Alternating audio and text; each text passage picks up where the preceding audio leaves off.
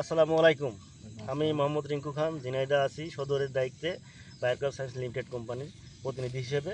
এখন আমি আসছি পাতাকপির একটা জমিতে।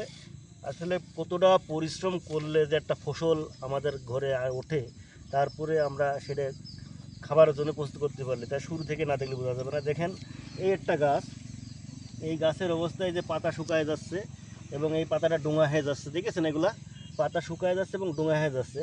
এখন হলো চারা অবস্থায়, এই চারা অবস্থায় দুটো অপশন করা যেতে পারে। যেমন একটা বায়ারের ম্যানকোজেব গ্রুপের ওষুধ আছে ডাইথেনাম 45, এবং ইমিডাক্লোপিড গ্রুপের ওষুধ আছে কনফিডার। ডাইথেনাম 45 লিটারে 2 গ্রাম, আর ইমিডাক্লোপিড আছে আপনার 10 লিটারে 2 গ্রাম। এই ডোজে যদি আপনি স্প্রে করেন, মোটামুটি এই গাছটা এখন এই জাতীয় সমস্যা থেকে সবুজ সতেজ এবং সুন্দর হয়ে গাছটা উঠে আসবে, এবং সেই গাছটার দেখতে শুনতে আস্তে আস্তে অনেক সুন্দর হবে।